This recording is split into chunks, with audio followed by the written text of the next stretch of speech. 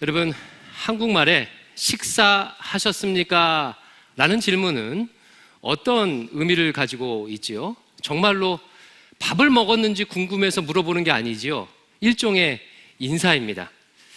그런데 이를 잘 알지 못하는 외국인이 밥 먹었습니까? 식사하셨습니까? 라는 질문을 받으면 오해할 수가 있겠죠. 아니, 왜 밥을 먹었냐고 물어보지? 라고 하면서 황당할 수가 있습니다.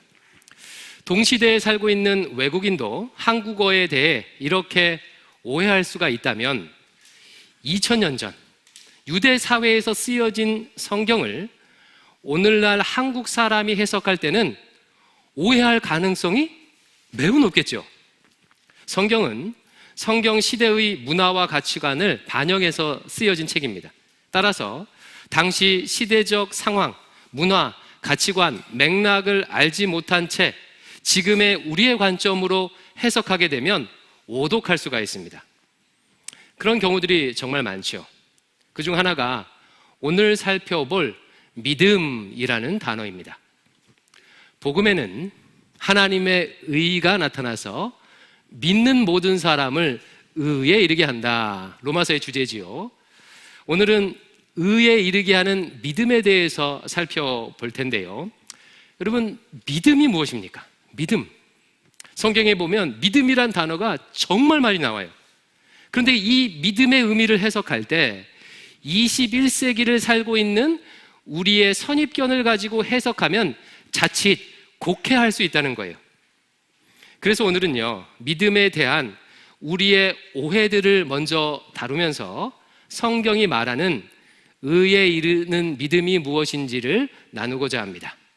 자, 믿음에 대한 오해 첫 번째, 믿음에 대한 오해 첫 번째는요, 믿음을 어떤 증명된 사실을 받아들이는 것으로 생각하는 오해예요.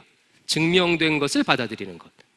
이것은 주로 현대 무신론자들이 많이 범하는 오류입니다. A 집사님이 친구 B를 만나서 전도하려고 이렇게 말해요. A 집사님이 말합니다. 친구야, 하나님은 너를 정말 사랑하신단다. 너를 구원하기 위해 자기 아들을 십자가에 내어주실 정도로 사랑하신단다. 이제 마음을 열고 그 하나님을 믿으렴. 친구 B가 대답합니다. 친구야, 네 신앙은 존중하는데 나한테는 믿음을 강요하지 않았으면 좋겠어. 나를 믿게 하려면 하나님이 계시다는 것을 객관적으로 증명해봐. 그러면 믿을게. 하나님이 계시다는 것을 객관적으로 증명하면 믿겠다. 현대인들이 생각하는 믿음이 무엇인지를 알 수 있는 대목입니다. 현대인들은요, 믿음을 객관적으로 증명된 사실을 받아들이는 것으로 생각하는 경향이 있어요. 그러다 보니까 성경에 나온 여러 가지 비과학적으로 보이는 사건들로 인해서 믿음을 가지기가, 신앙을 가지기가 정말 어려운 거예요. 그러나 여러분, 증명된 사실을 받아들이는 것은 믿음이 될 수 없습니다. 왜냐하면 이미 증명된 사실은요, 믿을 필요가 없기 때문에 그래요. 예를 들어 보겠습니다. 얼마 전에 우리나라가 인공위성을 쏘아 올려서 성공을 했었지요. 인공위성 발사가 성공하기 전까지는 이렇게 말할 수가 있어요. 우리나라가 위성을 쏘아 올릴 수 있는 독자적인 기술이 있음을 믿어! 라고 말할 수 있습니다. 성공하기 전까지는. 하지만 성공한 지금은요, 그런 기술을 가지고 있다고 믿어! 라고 말하지 않아요. 그것은 이미 엄연한 사실입니다. 이미 증명된 것은 더 이상 믿음의 영역이 아니죠. 그냥 사실이에요. 우리가 믿는다는 것은 아직 확실히 증명되지 않았기에 믿는 거예요. 신앙에 있어서 믿음이 필요한 이유가 여기에 있습니다. 신앙은요, 증명의 영역이 아니기 때문에 그래요. 다른 말로 신앙의 문제는 객관적으로 증명할 수 없다는 거예요. 오랜 세월 동안 철학자들은 신의 존재를 증명하려고 노력해왔어요. 존재론적인 증명, 우주론적인 증명, 목적론적인 증명 등등 다양한 방식으로 증명을 시도해왔습니다. 예를 들어 이런 식이에요. 여러분, 모든 일에는 원인이 있지 않습니까? 그 원인의 원인을 쫓아가면 제일 첫 번째 원인이 있겠지요.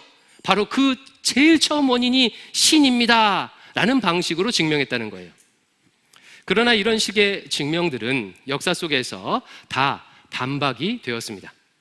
신의 존재를 객관적으로 증명할 방법은 아직 없습니다. 아니 목사님, 무슨 소리입니까? 제가요 기도해서 기적 같은 기도 응답도 받고 기적적인 체험을 많이 했는데 제 경험이 증거입니다. 저도 그렇고 많은 분들이 하나님의 역사를 체험했죠. 기적을 체험했어요. 그러나 이것은 우리의 체험일 뿐, 그 기적을 하나님이 베풀었다고 객관적으로 증명할 방법은 없다는 거예요. 하나님이 하셨음을 믿는 것입니다. 하나님이 하셨음을 믿는 거예요. 그 반대의 상황도 마찬가지죠. 신이 존재하지 않는다는 것 또한 증명할 수가 없습니다. 과학적으로, 철학적으로 신이 없다고 증명할 수 있는 사람은 이 세상 어디에도 없어요. 그런 철학, 그런 과학은 없습니다. 아니 목사님, 과학의 발견을 모르십니까? 인간이 진화했고 우주는 빅뱅에서 시작되었다고 과학이 밝혀냈잖아요. 그에 대한 객관적인 증거가 엄청나게 많은데 그러면 신이 없는 것 아닙니까? 여러분, 진화와 빅뱅이 신이 존재하지 않음을 증명할 수 있을까요? 전혀 그렇지 않아요. 만약에 어떤 신학자가 이렇게 말한다고 가정해 보겠습니다. 여러분, 하나님께서 우리를 창조하실 때 어머니 뱃속에서 10달 동안 있는 방식으로 우리를 창조하신 것처럼 이 우주와 인류도 빅뱅과 오랜 진화의 방식으로 창조하셨습니다. 이 모든 과정을 주도하신 분은 하나님이십니다 라고 말한다면 진화와 빅뱅은 오히려 신의 창조 방법을 드러내는 증거가 될 수도 있는 것입니다.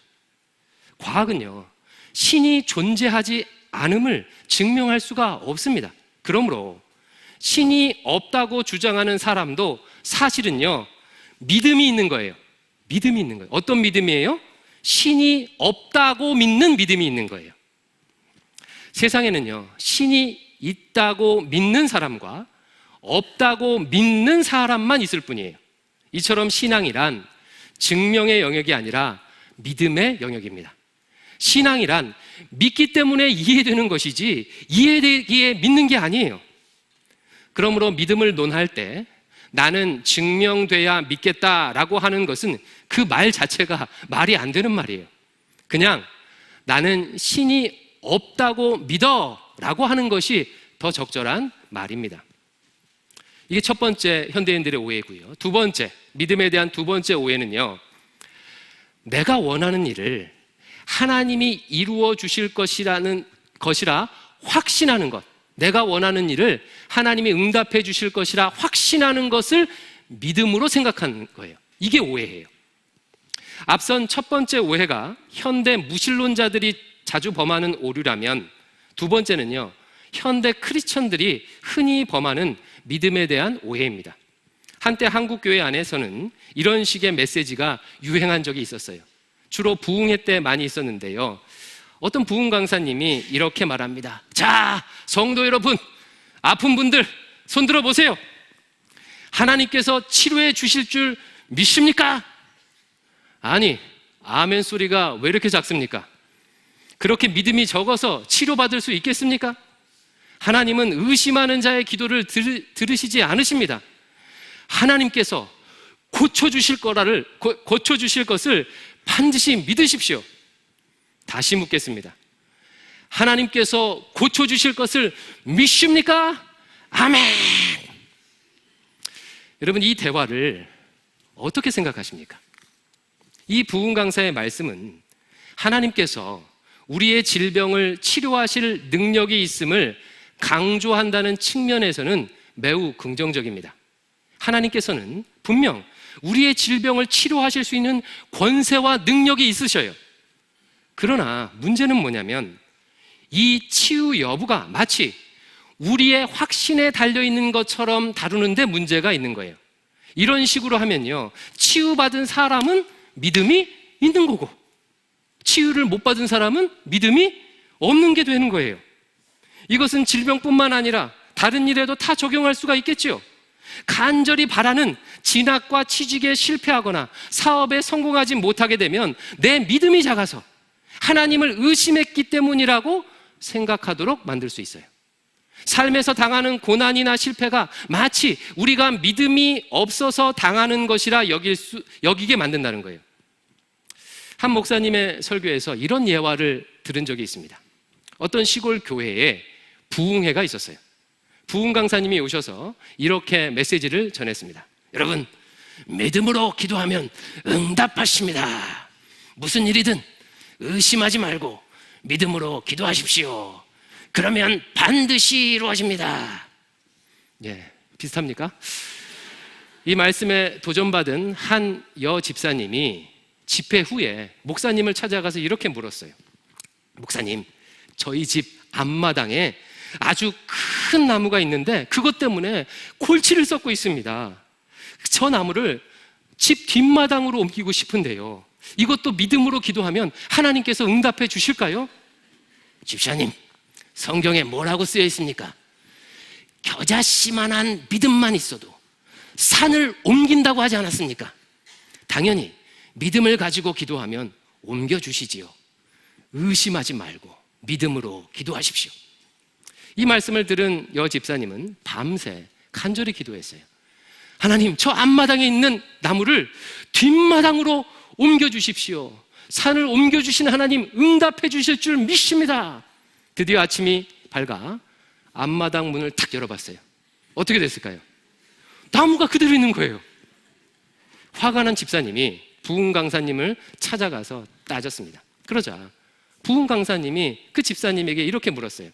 집사님, 아침에 일어나서 앞마당 문을 먼저 열어보았습니까? 뒷마당 문을 먼저 열어보았습니까?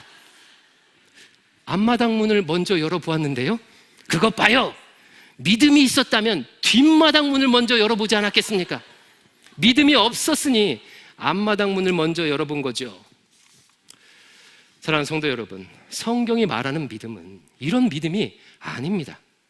내가 소망하고 원하는 일이 나의 확신 여부에 달려있게 되는 식의 믿음은 성경적인 믿음이 아니에요. 이것은 마치 중력이 물건을 끌어들이는 것처럼 무슨 일이 될 거라고 간절히 열망하십시오. 그러면 바라는 대로 이루어질 것입니다 라고 주장하는 사이비 주장과 사이비 사상과 유사한 사이비 믿음입니다. 이런 식으로 믿음을 생각하게 되면 우리 모두는 다 절망할 수밖에 없어요. 인간은요, 하루에도 수십 차례 감정과 마음, 의지가 요동치는 연약한 존재예요. 뭔가 일이 잘 되는 것 같으면 막 마음에 확신이 들었다가 조금만 꼬이면 의심이 듭니다. 하나님은 어디 계십니까? 도대체 의심하지 않는다는 것은 어느 정도인지, 내가 얼마까지 확신해야 하는지 불안할 수밖에 없어요. 이게 믿음에 대한 두 번째 오해예요. 세 번째, 믿음에 대한 세 번째 오해는요, 믿음을 행함과 분리된 것으로 여기는 오해예요. 이제 오늘 본문의 내용과 조금 더 가까워졌는데요, 오늘 본문 28절을 같이 한번 읽어보겠습니다. 시작. 그러므로 사람이 의롭다 하심을 얻은 것은 율법의 행위에 있지 않고 믿음으로 되는 줄 우리가 인정하노라. 자, 퀴즈. 이 말씀에서 사람이 의롭다 하심을 얻는다라는 말은 무슨 뜻입니까? 지난주에 설명드렸죠. 의라는 것은요, 언약 관계에 기초한 개념이에요. 언약을 잘 지켜서 하나님과 좋은 언약 관계에 있는 상태를 의롭다라고 해요. 풀어서 말하면 하나님은 나의 주인이 되시고 나는 하나님 백성 된 상태가 의로운 상태예요. 이것을 다른 말로 구원받았다, 또 다른 말로 하나님의 자녀 되었다라고도 말하는 거예요. 그동안 유대인들은 이방인이 의롭게 되려면, 즉 하나님 백성 되려면 할례를 받거나 정결례를 행해서 자신들, 유대인들처럼 되어야 하나님 백성 될 수 있다고 생각했어요.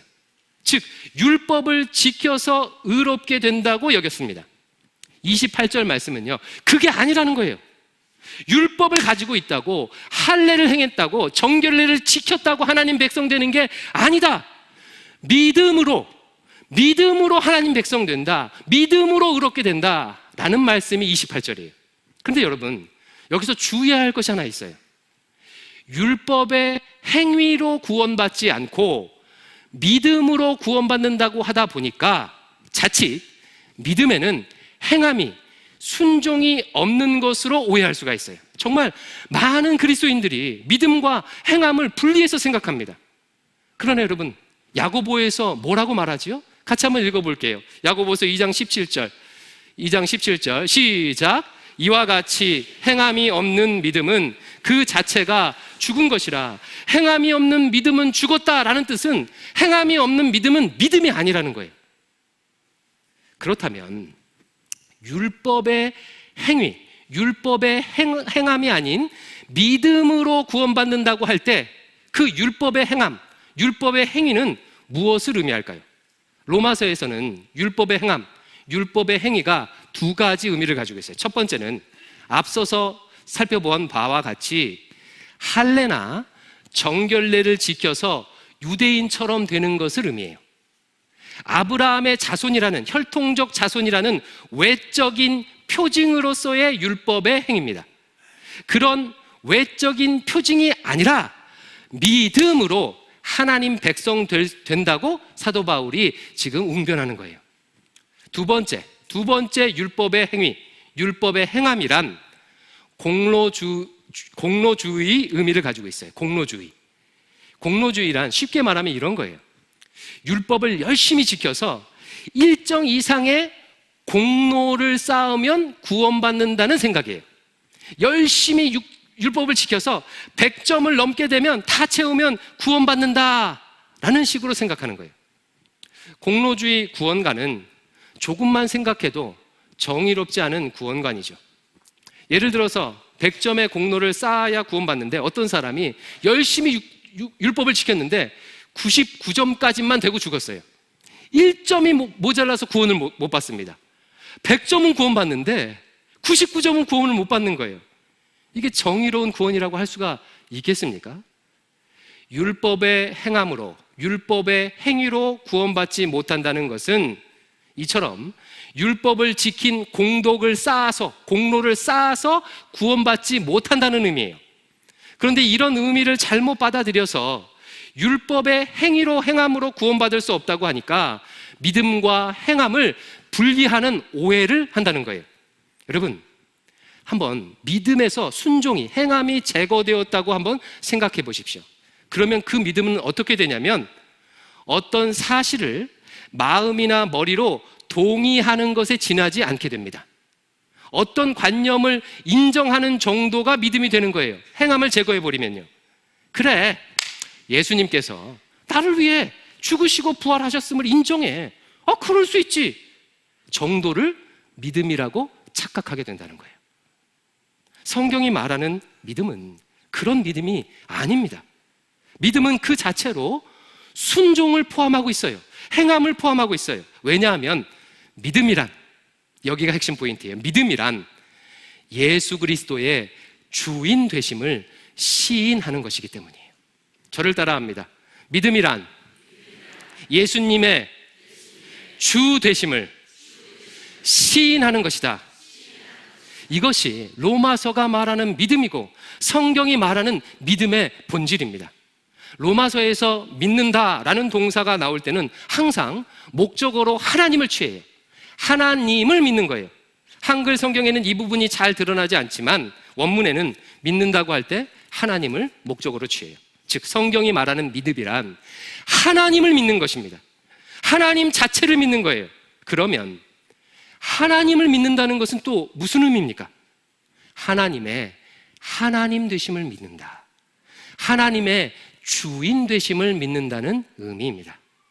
하나님의 하나님 되심, 즉 온 세상의 주인 되심을, 창조주 되심을 믿는 것이 믿음이며 하나님은 이런 믿음을 가진 자를 의롭다고 인정하여 자기 백성 삼으십니다. 율법이 없던 시대에 살았던 노아나 아브라함이 의롭다 여김을 받았던 이유도 이 때문이에요. 노아 시대에는요, 모든 사람들이 하나님을 업신여기며 자기 자신이 주인인 것처럼 살았어요. 그러나 노아는 하나님께서 살아계심을, 하나님께서 주인 되심을 인정했습니다. 하나님을 하나님으로 믿었어요. 이런 노아를 하나님은 의롭다 여기셔서 자기 백성 삼으셨습니다. 아브라함도 마찬가지예요. 창세기 15장에서 하나님은 아브라함에게 하늘의 별과 같은 자손을 주시겠다고 약속하십니다. 이 약속에 대해서 아브라함이 이렇게 반응해요. 같이 한번 읽어볼까요? 15장 6절 시작. 아브라함이 여호와를 믿으니 이를 그의 의로 여기시고. 여러분, 아브라함이 믿었다 할 때 목적어가 뭐지요? 여호와를. 아브라함은 여호와 하나님을 믿은 거예요. 즉 하나님을 하나님으로, 하나님을 주인으로 믿는 믿음을 가진 것입니다. 그래서 의롭다 여김을 받은 거예요. 이방인이 구원받을 수 있는 방법도 마찬가지입니다. 아브라함의 혈통이어야, 율법을 지켜서 공로를 쌓아야 구원받는 것이 아니에요. 하나님을 하나님으로, 하나님을 주인으로 믿는 누구든, 이방인이든 유대인이든 상관없이 누구든 하나님의 백성 될 수 있는 것입니다. 그런데 여러분, 신약 성경을 보니까 그 하나님이 누구라고 증거하고 있어요? 그 하나님이 바로 십자가에 달려 죽으시고 부활하신 예수님께서 그 하나님이시다라고 증거하는 거예요. 그러므로 결국 성경의 가르침을 따라가면 믿음이란 예수 그리스도의 주 되심을 믿는 거예요. 예수님의 통치하심, 예수님의 하나님 되심을 믿는 것입니다. 십자가에 달려 죽으시고 부활하신 예수님의 주 되심을 시인하는 것이 믿음입니다. 이처럼 믿음이란 예수님의 주 되심을 시인하는 것이기에 믿음에는 항상 순종이 포함되어 있어요. 당연하겠죠. 예수님께서 나의 주인이십니다 라고 할 때는요, 주님의 뜻대로 순종하며 살겠습니다 라는 순종의 서약이 그 안에 이미 담겨 있는 거예요. 로마서 1장 5절 말씀이 이것을 명확하게 보여줍니다. 제가 한번 읽어드릴게요. 그로 말미암아, 여기서 그는 예수님이세요. 예수님으로 말미암아 우리가 은혜와 사도의 직분을 받아 예수님의 이름을 위하여 모든 이방인 중에서 믿어 순종하게 하나니, 믿어 순종하게 하나니. 사도 바울은 자기 자신의 사명을 이렇게 설명해요. 나의 사명은, 예수님으로부터 받은 나의 사명은 저 이방인들이 예수님을 믿고 순종하도록 하는 게 내 사명이야 라는 말이에요. 여기서 바울은 믿음과 순종을 같은 것으로 말하고 있습니다. 여러분, 왜 믿음과 순종이 같은 거죠? 믿음이란 예수님의 주 되심을 시인하는 것이기 때문이에요. 예수님의 주 되심을 믿는다는 것은 예수님께 순종하겠다는 고백이기 때문입니다. 이것은 비단 로마서만의 가르침이 아니지요. 복음서에 보면 예수님께서 사람들의 믿음을 보시고 치료해 주시는 장면이 나와요. 많이 나오죠. 이때 주님께서 보신 믿음은 어떤 믿음이죠? 야, 내가 질병을 치료받을 수 있어 라고 하는 자기 확신입니까? 그렇지 않아요. 예수 그리스도의 하나님의 아들 되심, 예수님의 메시아 되심, 예수님의 다윗의 자손 되심, 즉 예수님의 주 되심을 믿는 믿음을 보고 치료해 주신 것이에요. 서신서도 그렇고 복음서도 그렇고 믿음이란 예수님을 주인으로 시인하는 것입니다. 그러므로 믿음이 있는 자는 반드시 삶에서 그 믿음이 순종으로 표현될 수밖에 없습니다. 노아는 오랫동안 방주를 만드는 순종으로 하나님의 주인 되심을 표현했어요. 아브라함은 이삭을 바치는 순종으로 하나님의 주인 되심을 표현했어요. 그런 의미에서 대광의 성도들께 묻겠습니다. 사랑하는 성도 여러분, 믿음이 있으십니까? 예수님을 주인으로 시인하십니까? 그렇다면 예수님께 순종한다는 삶의 증거는 무엇입니까? 만약에 혹시 믿음을 생각할 때 예수님이 십자가에 죽으시고 부활하셨다 사실을 머리로 동의하는 것 정도로 생각한다면 그것은 성경이 말하는 믿음이 아닙니다. 믿음은 십자가에 달려 죽으시고 부활하신 예수님을 주인으로 모시는 거예요. 그러므로 믿음이 있는 자는 반드시 주님께 순종합니다. 말씀을 정리하겠습니다. 성경이 말하는 믿음이란 이미 증명된 사실을 받아들이는 게 아니에요. 성경이 말하는 믿음이란 내가 원하는 일이 이루어질 거라는 자기 확신도 아닙니다. 성경이 말하는 믿음이란 어떤 일의 지적 동의나 감정적인 인정도 아니에요. 믿음이란 예수 그리스도의 주 되심을 시인하는 것입니다.